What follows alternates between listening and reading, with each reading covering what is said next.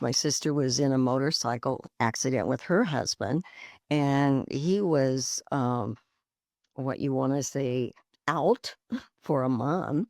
Incapacitated. Yes, and she didn't have a power of attorney, and they really did have a mess. And even in small communities, there's just legal things or financial things that need to be done. And the bank can't just be handing out money to somebody that comes in and says, well, I'm supposed to go buy groceries for grandpa. You've got to have that legal documentation. And safety is a real issue on the farm, too. I mentioned the gentleman going out on his horse, but you deal with all kinds of insecticides. You have fencing, you have the cattle. And, one of the agents was saying her dad, he got where before you could kind of sense when a cow's going to kick or do something. And those clues weren't there. Yeah. His warning. And so the idea was, well, can we find something else for dad to do so that he still feels like he's a part of the branding event or a part of the getting together? And that really does require some creativity. Welcome to the Farm Family Harmony podcast. I'm Elaine Fraze, Farm Family Coach, here with another episode full of transition tips, tactics, and sometimes hard truths to get harmony on your farm.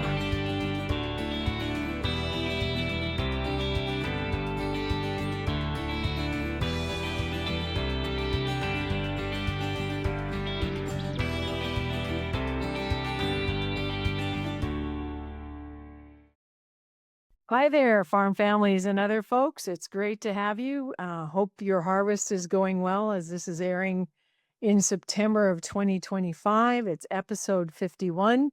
And I am thrilled and delighted to have my longtime, I call her my cheerleader friend, Dr. Marsha Goetting from the University of Montana. And Marsha, no. No, you make that mistake. It's Montana State University. Yeah. See, I have to correct that, or they'd come and get me and carry me. Okay, and you know why that happens to me? Because in Canada, it's the University of Manitoba, and Montana to me rhymes with Montana. It's Montana State University.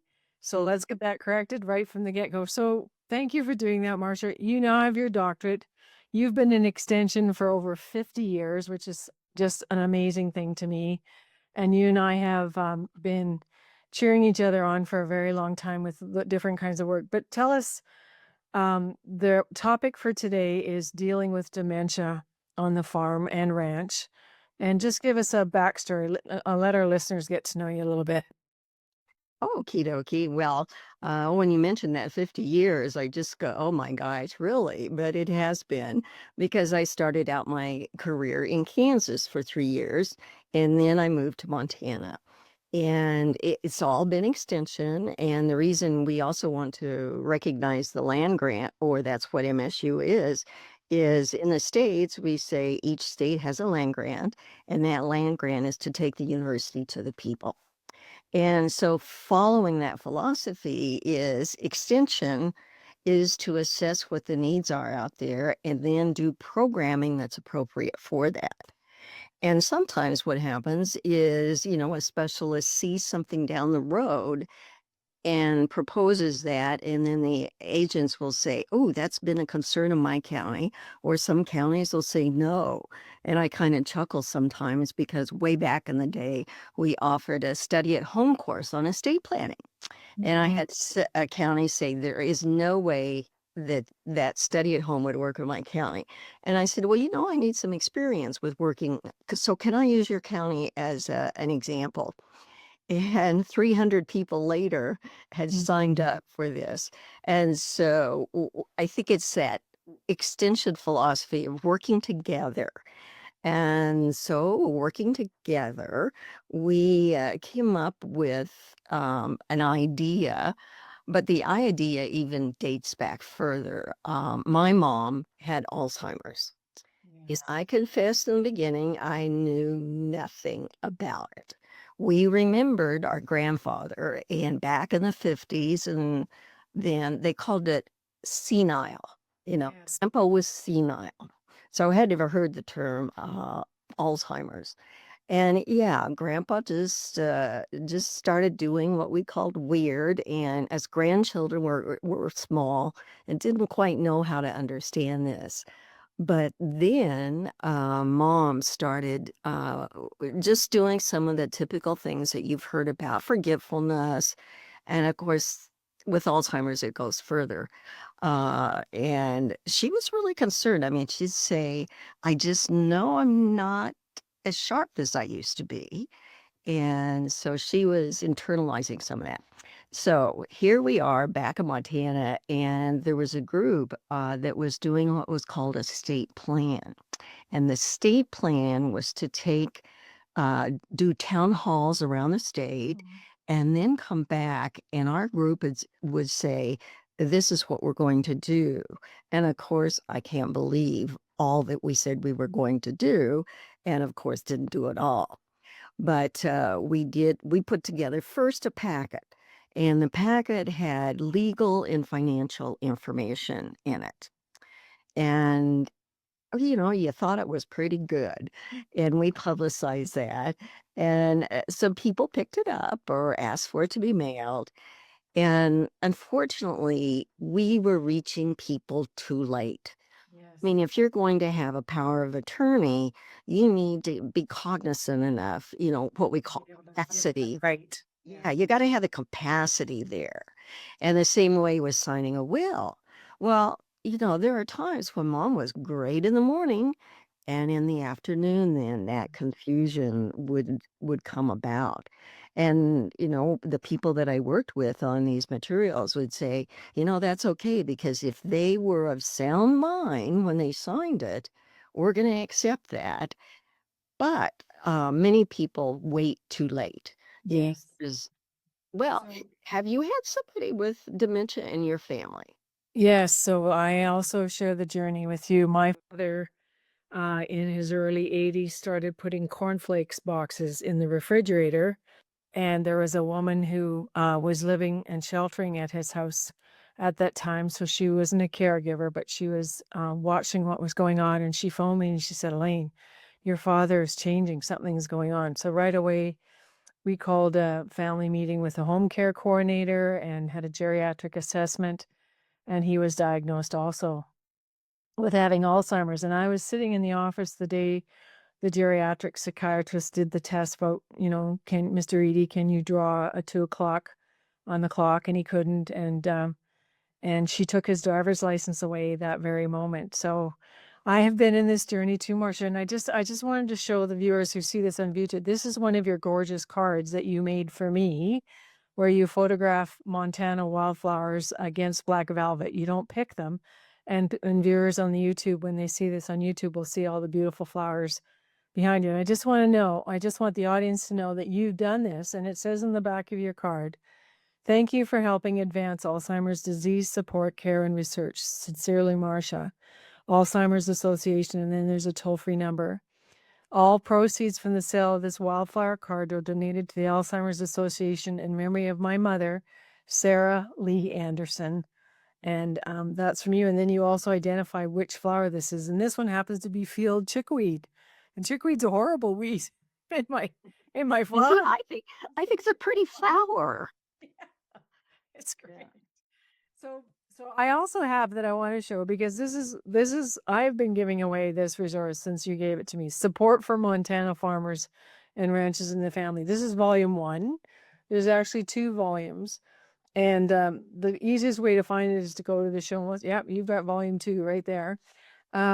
So let's talk. If we only have 40 minutes or half an hour to talk about dealing with dementia, what are the high points? You've also already mentioned having the planning in place when you see people's capacity shifting or doing that while everybody still has strong cognitive capacity for a power of attorney. And can you just explain why is a power of attorney so important for Uh, farmers? Sure, and it's really important for everyone. It's not just somebody with Alzheimer's, because No. what you're doing with a power of attorney is saying, I'm giving over to someone else to make decisions about my finances when I'm not able to do so. And that could be Alzheimer's, it could be a car accident. My goodness, my sister was in a motorcycle accident with her husband, and he was, what you wanna say, out for a month.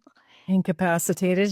Yes, and she didn't have a power of attorney, and they really did have a mess. And even in small communities, there's just legal things or financial things that need to be done, and the bank can't just be handing out money to somebody that comes in and says, "Well, I'm supposed to go buy groceries for grandpa." You've gotta have that legal documentation. So that financial power of attorney, we're fortunate in Montana because our legislature has a what is called a statutory form.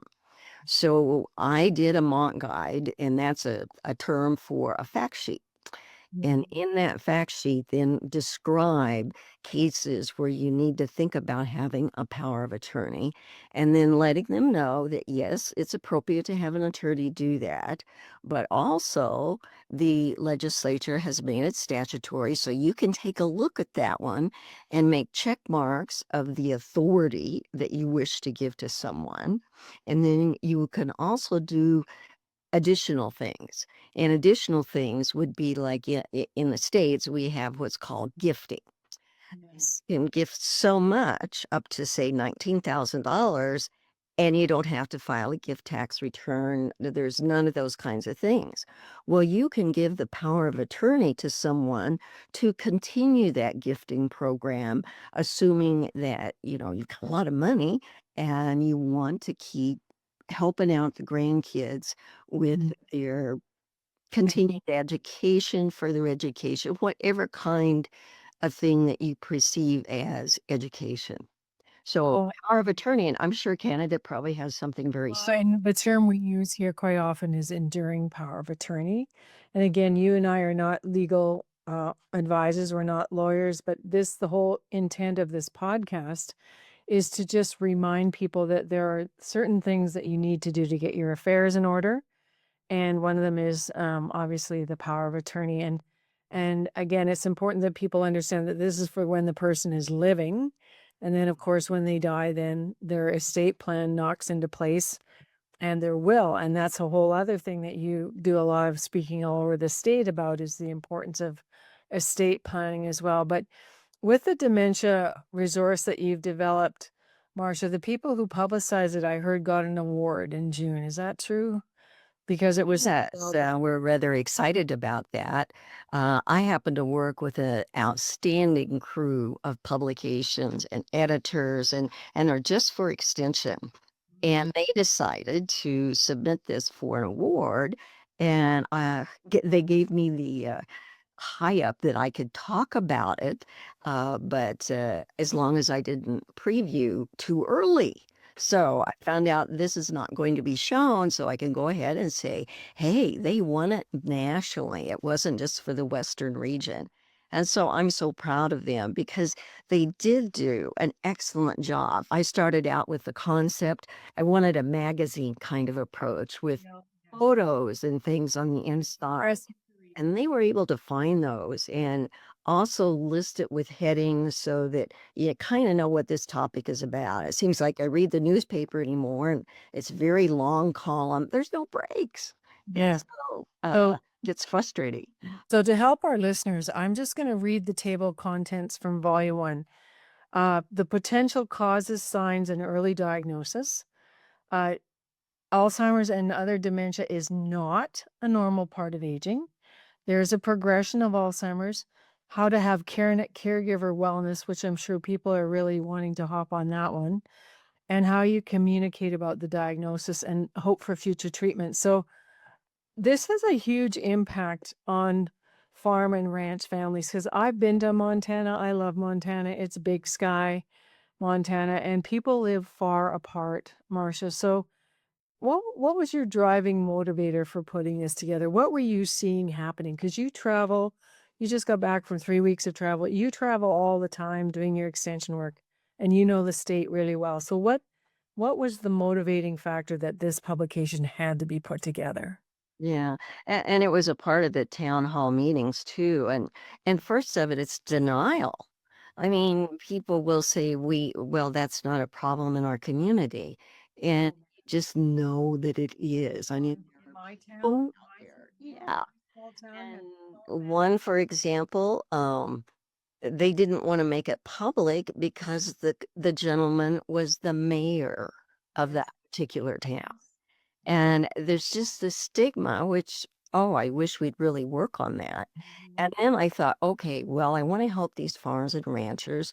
And we have the Alzheimer Association that's for the whole United States. Right. Great organization. They have great publications, but nothing specific to So, agriculture. yeah, exactly. And that bothered me. I thought, we've still got people out there on these farms and ranches.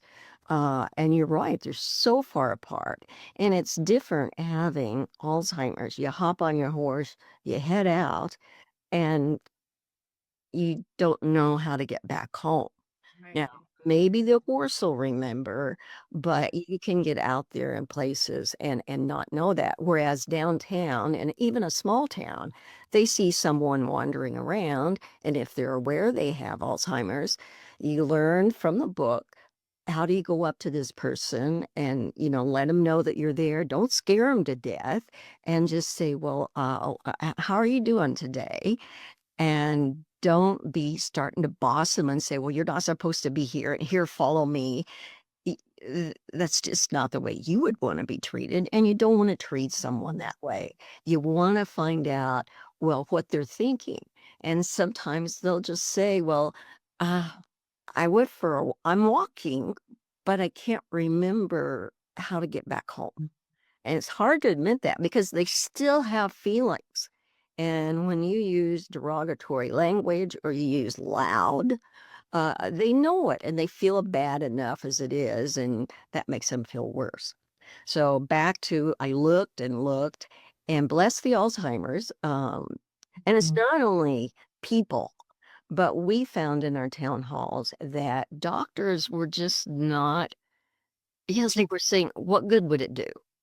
Ah, Uh, and yeah, so there were a lot of doctors that just aren't diagnosing Alzheimer's, or they're saying, well, you've got it, and that's it. I know that I don't know about your mom, but my dad had a medication that he took that was supposed to mitigate it or slow it down. But when I asked the psychiatrist to draw me a graph of where he was on the chart, so to speak, in terms of deterioration, she said, Elaine, your dad is standing at the top of a black diamond ski hill.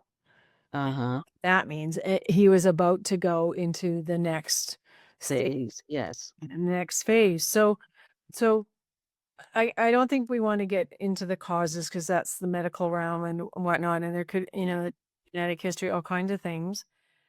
But what are some of the things that really strike you as being special to rural? Because I had an experience in my lived experience, Marcia, of coaching a family where the dementia onset was quite young, and the woman said to me, she said, "Elaine, it's really hard here because I don't feel well supported, and I don't think they understand what it's like to have a man wanting to work with cattle who can't respond cognitively well anymore." And Mhm. again, the grief too, Marcia, The loss, yes. whatever loss, and there's this term I learned in my journey with my dad, it's called ambiguous loss, and ambiguous means you don't know the next piece of relationship that's gonna break off or the next loss that's gonna occur because it's not clear, it could just happen. Mhm. And safety is a real issue on the farm too. I mentioned the gentleman going out on his horse, but you deal with all kinds of insecticides. You have fencing, you have the cattle. And, one of the agents was saying her dad, he got where before you could kind of sense when a cow's going to kick or do something. And those clues weren't there Right, anymore. yeah, yeah. Is more And so the idea was, well, can we find something else for dad to do so that he still feels like he's a part of the branding event or a part of the getting together?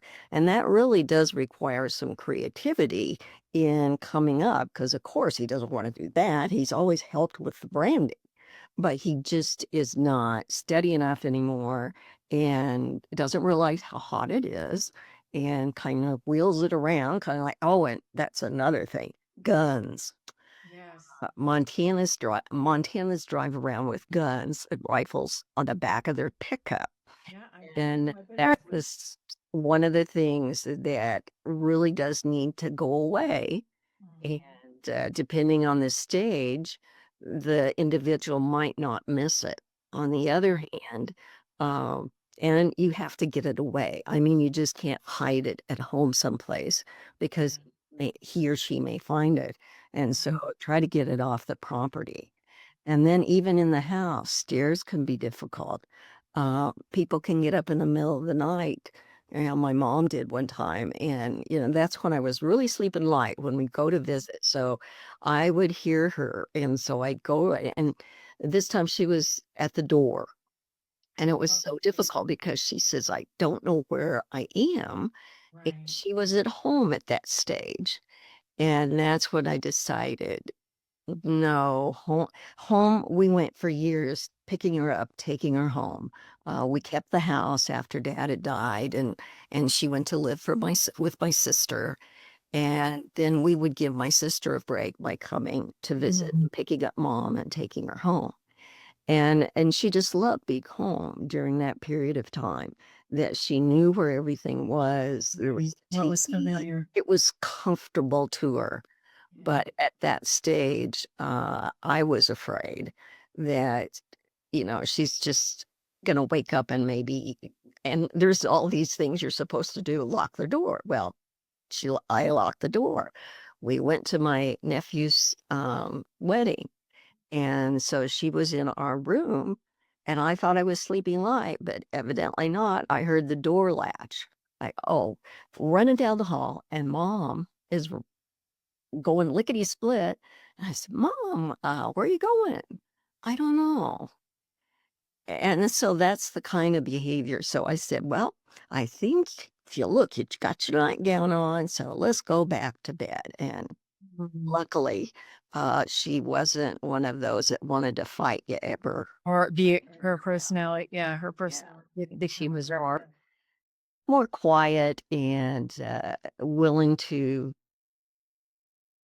consider what you were saying. Mom, would you do this or would you do that? And your card just showed, I took a bunch of those with me when we would go to Kansas, and I would have her sort out all the yellow ones. And Mhm. she could do that. And so once she got that done, I'd say, okay, now get those that look alike. Remember the old concentration game? Oh, and see, I just use remember. You're not Yeah. supposed to use remember Word, yes. because they can't Triggers them. necessarily remember. Yeah. So that was great for her. And she would then ask the names of the flowers, and it just gave us some time together and uh Right. need to talk with her and we also did a lot of family photos. We had family she was good at recording photos and on the back who it was.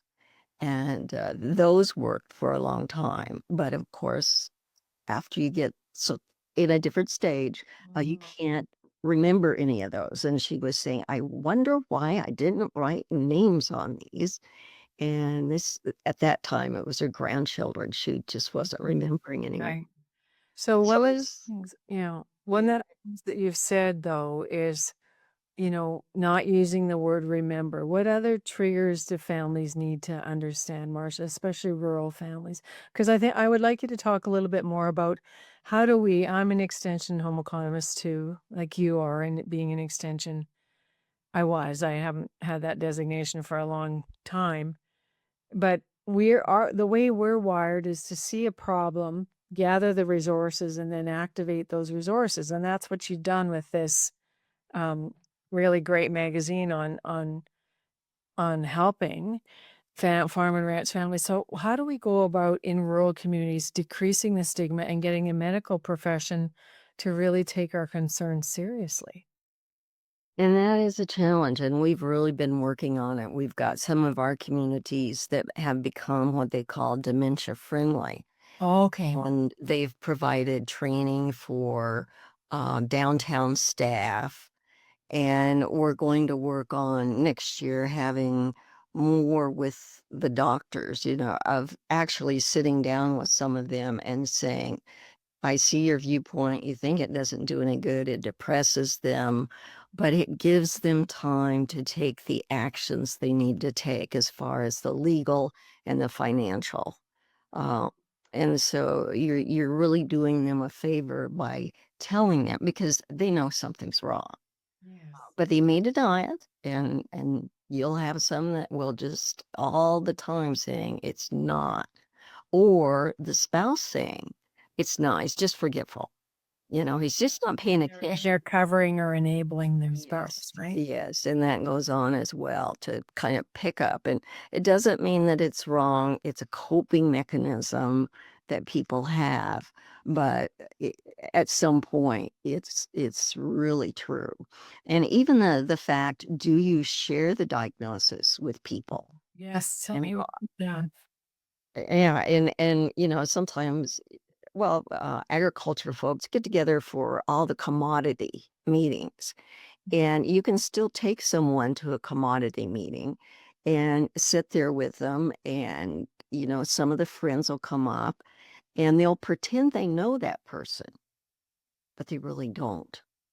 So, as soon as that person's gone, mom would turn around and say, "Now, who was that?" Yeah. She acted like she knew them because she just wanted to be well, So I'm holding up a little white piece of paper, and one of the things I liked about the magazine, I'll call it your magazine, is having a stack of business card kind of cards Mhm, that you just graciously pass to the server at the restaurant or the person mhm. making the registration, say, "Please be kind, the person you're dealing with has cognitive impairment."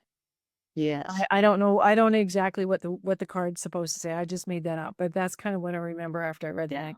So Yeah. so what's a good thing, because I thought that was a brilliant tool, because in a very calm, dignified, respectful way, you're just letting people around you know that Uh-huh. the person they're dealing with doesn't have full cognitive capacity. Yeah.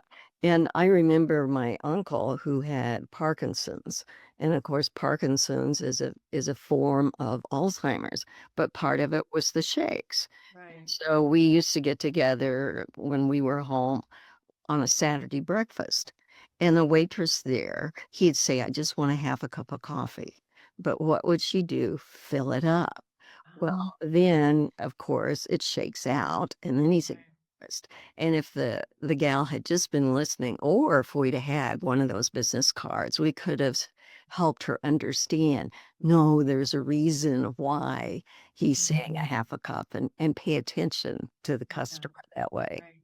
Yeah. Yeah, and I think that and also, there are now kinds of, bands that people can wear, Okay. that helps you spot someone, if you see someone and they've got that band on. And then now there's even new tracking systems.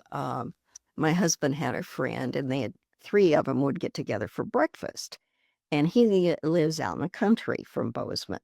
Mhm. And so Annie comes and they stand around, and of course they're wondering, should we send him back home by himself? But okay. Well, it took him 4 hours to get home. Oh, and they knew that because they're connected to each other. Yeah, and his wife was calling to say, "Well, what time did he leave you?"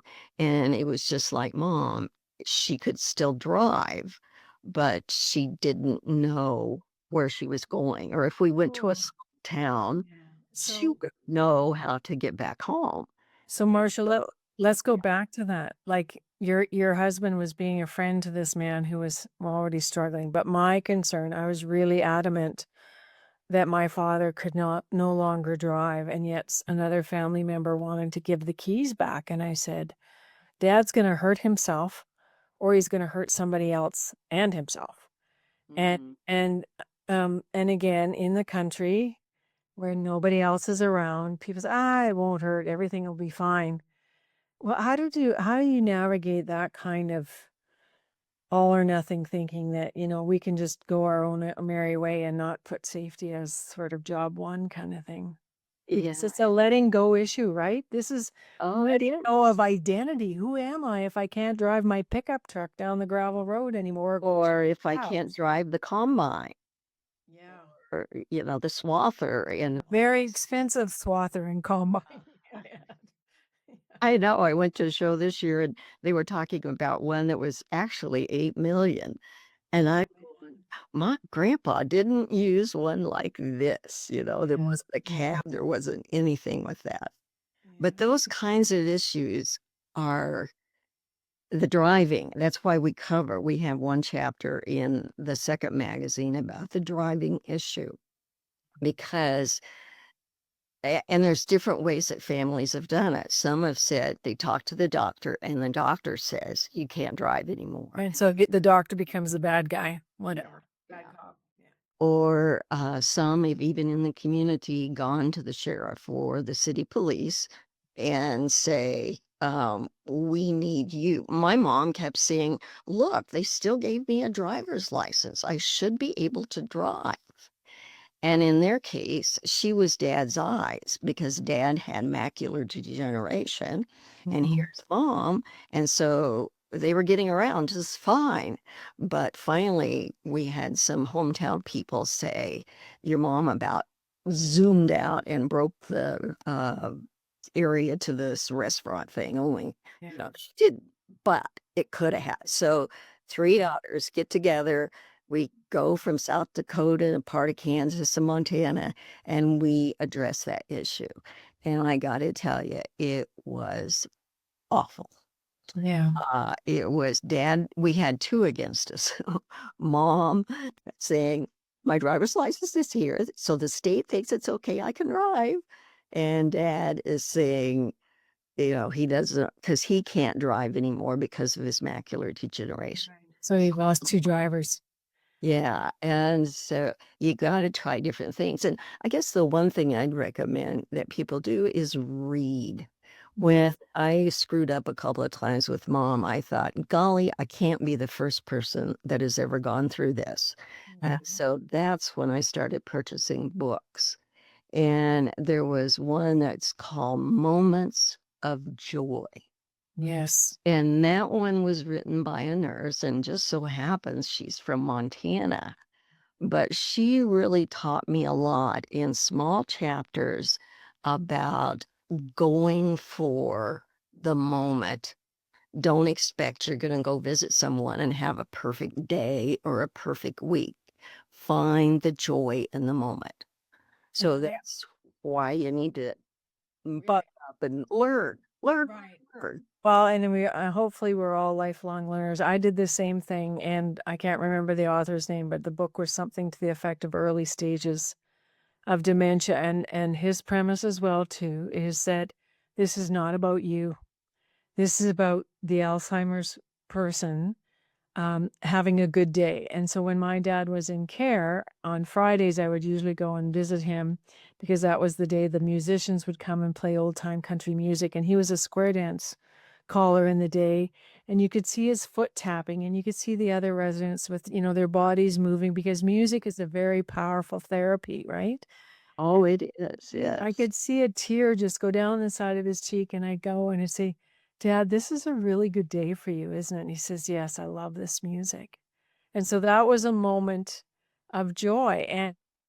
But I think too, we also have to speak, Marcia, before we end today, about caregivers knowing that they cannot, be martyrs. They cannot burn out. They have to ask for help.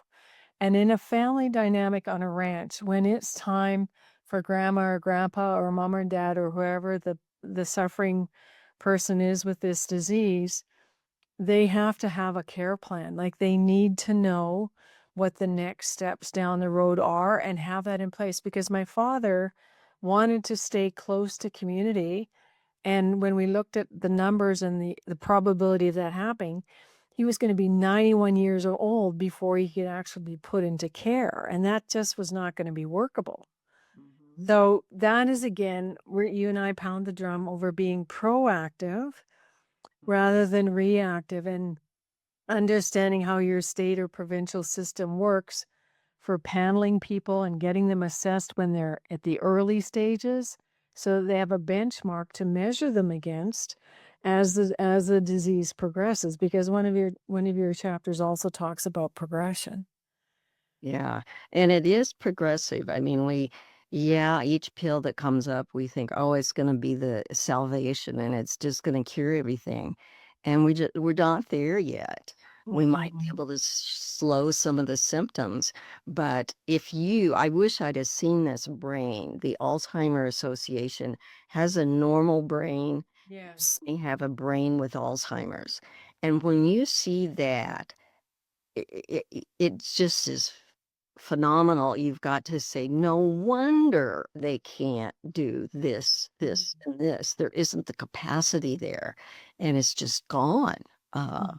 so those are, and today we don't have to just suffer in silence. No. There are so many books out there. And then another thing that we've discovered is children.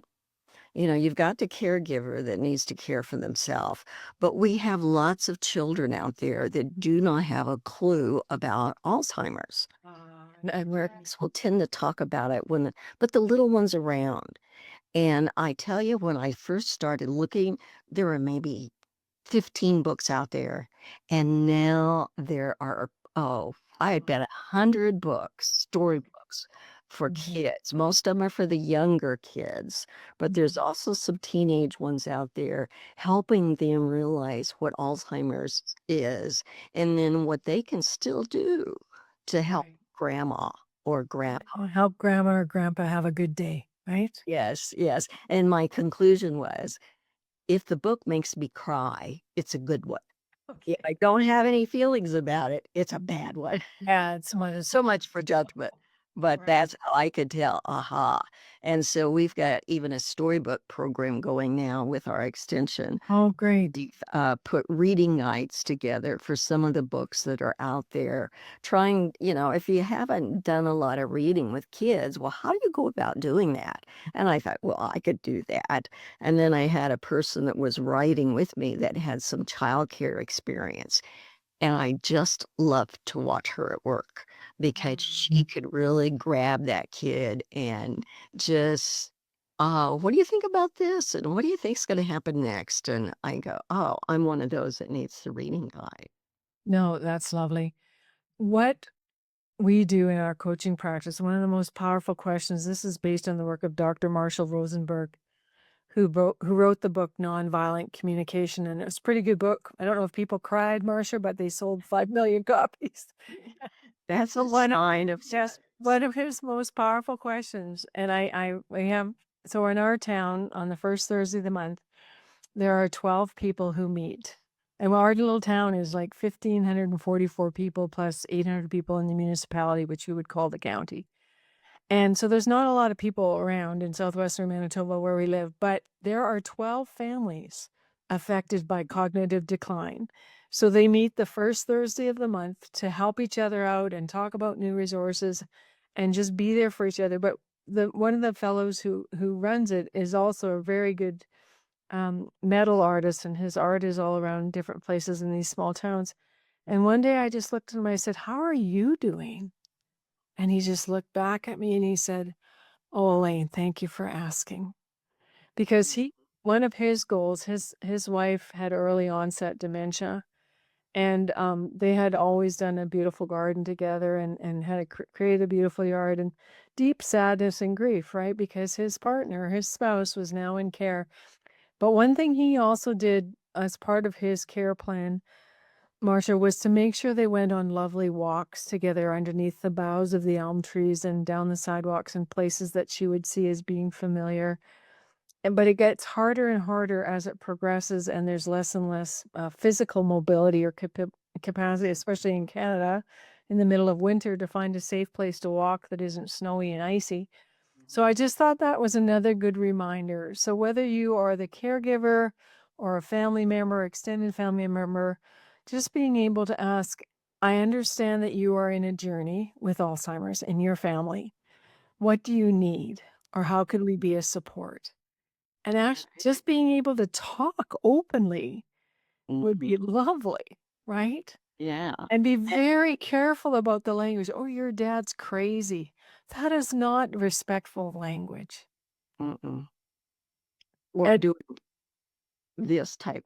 yeah, right. Spinning your finger at the side of your Yeah, yeah. yeah. It's And yeah. so there's just so many resources, and maybe that's something that a friend could do. That I've had some people. Oh, well, my friend is starting to do this, this, and this. And so I've had the books that I recommend to them, and then that Moments of Joy. And then Extension in many of our states also has information, like Vicky Schmall, who was sort of the co-author with a lot of the articles for the Farm Okay. Ranch. Mhm. She was a gerontology specialist in Wow. Oregon.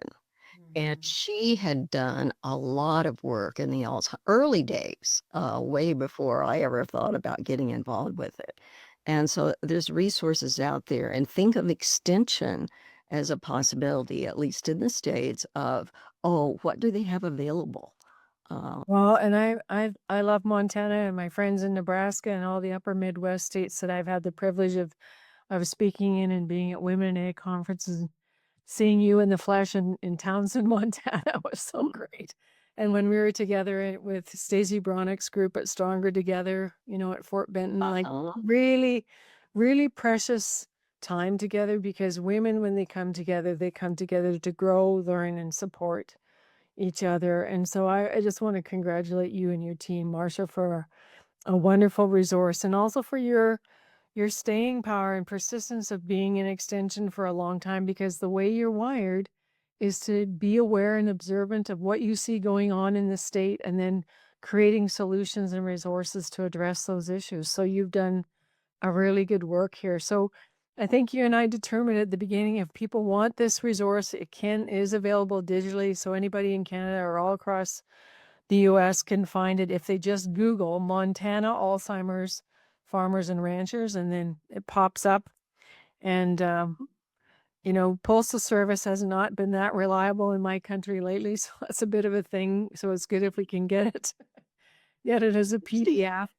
So of all the things we've talked about today, what do you really want to land in our discussion about how to deal with dementia on the farm and the ranch? What do families need to really hold on to? they need to understand you still love the person and you want to learn how you can be good to them as they Mm. go on this journey, because it's not good for them either. So help them help you. And this I also have, this too shall pass. Mm. And it does. But once you've been through it, you see how you might be able to help some other people. And so take that knowledge and share it.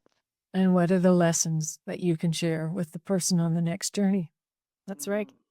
And Moments of Joy, I think sounds like a great book. We'll put that in the show notes. And Yeah, yeah, because I remember my mom, well, she put her finger on my nose and she said, "Who are you?" mm, And I knew it was coming, but I still teared up.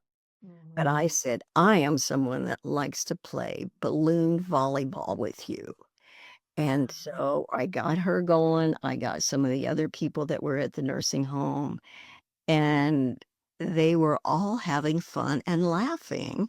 And I was going, "Yay, mom. I didn't know she could bat that thing around." And so I learned every time I went to visit, not only from her, but some of the other people that were also in the nursing home with her. So, So my closing thoughts as a farm family coach is please do not procrastinate.